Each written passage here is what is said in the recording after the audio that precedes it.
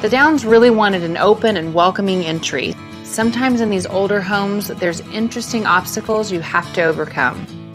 One of the biggest challenges with this project was the layout of this house. Originally, when you walked in, there was a huge fireplace right here in the middle, but you couldn't see the rest of the house.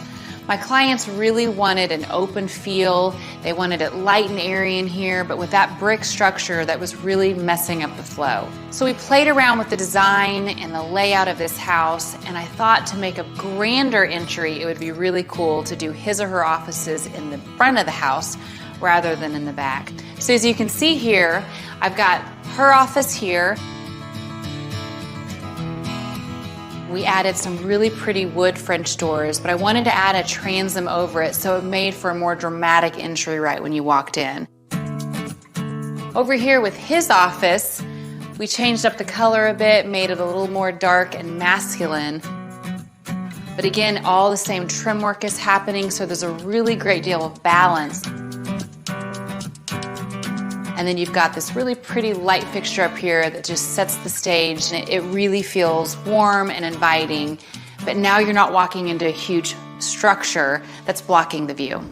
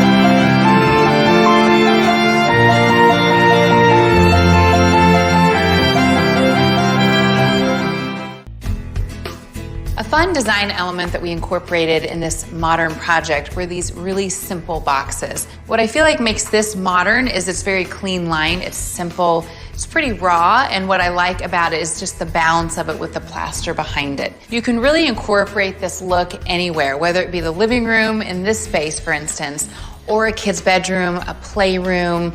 You can think through this on a lot of different levels. Even a mudroom, great for storage, but it also can highlight any of your favorite art pieces, your favorite books.